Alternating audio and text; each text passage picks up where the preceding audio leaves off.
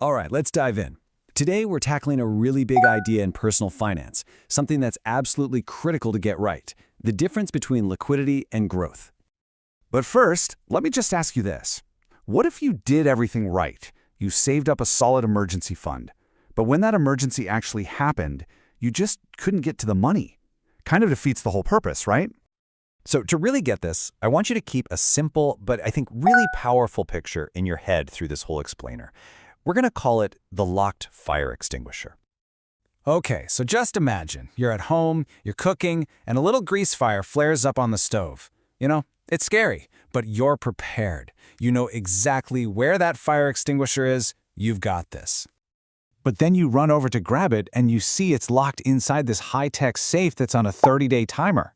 At that moment, with your kitchen on fire, that extinguisher is completely 100% useless. And believe it or not, a financial emergency works the exact same way. So this whole thing really boils down to two different tools in your financial toolbox. You've got your fire extinguisher for those right now problems, and then you've got your seed planter for building your future. And this slide just lays it out perfectly. Look, on one side you've got liquidity. That's your fire extinguisher. It's all about speed and safety. You need it now for that unexpected car repair, or if you suddenly lose your job. Then on the other side you've got growth. That's your seed planter. Access is slow, because, well, seeds need time to grow. Its whole job is building wealth for the long haul. And it's pretty obvious you can't put out a fire with a tiny seed, can you?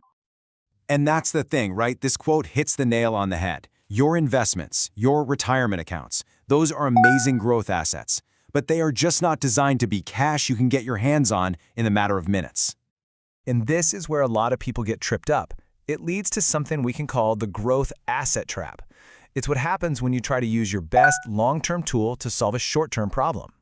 So picture this. Your investment account is on fire. In a good way this time. Everything's up, you're feeling like a genius, totally crushing those grind set goals. And then, bam! Life does what it does. Your car's transmission just gives up. The mechanic calls and says it's going to be $1,200. And yeah, he needs it today if you want your car back. So all your money is busy growing in that investment account. I mean, to get it out, you've got to sell something, wait a few days for the trade to settle, then transfer it. But the bill is due now. What do? This situation right here, this is the liquidity trap. You're not broke. You have assets, but you don't have cash. And that illiquidity, that inability to get your money fast, it just creates this massive wave of stress at the absolute worst possible time. So, how do we avoid that trap? Well, the idea is actually pretty simple. It's all about matching your money to its purpose. You know, using the right tool for the right job. And the principle is called matching money purpose. It's just a smart way of saying you have to be strategic. You got to decide what a dollar's job is before you put it to work. Is this dollar for today, or is it for 10 years from now? Now, check out this chart. It really lays it all out for us. For that emergency fund, something you might need right now, you want a high liquidity tool. Think a high-yield savings account. For a goal that's a few years out, like a down payment on a car, maybe a balanced mix is okay.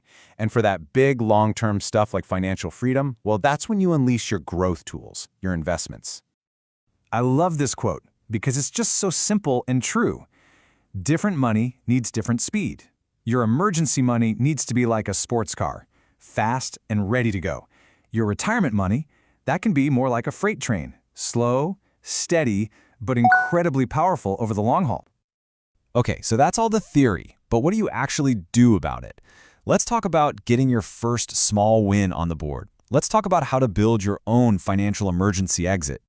We're going to start with a goal that is simple and totally achievable. $1,000. That's it.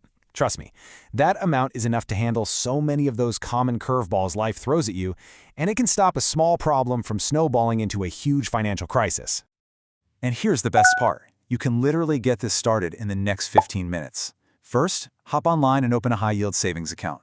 Step 2, and don't skip this, name the account Emergency Fund. It's a huge psychological trick. Third, set up a small automatic transfer. Seriously, even $25 from each paycheck is a fantastic start. And finally, and this is so important, actually celebrate it. You just took a massive step toward real financial security. Because here's the real secret. Liquidity isn't just about paying for broken down cars. It buys you something much more valuable, flexibility and peace of mind. And maybe most importantly, Having that cash buffer is what protects your long-term growth goals. It stops you from having to raid your investments at the worst time. Think about it.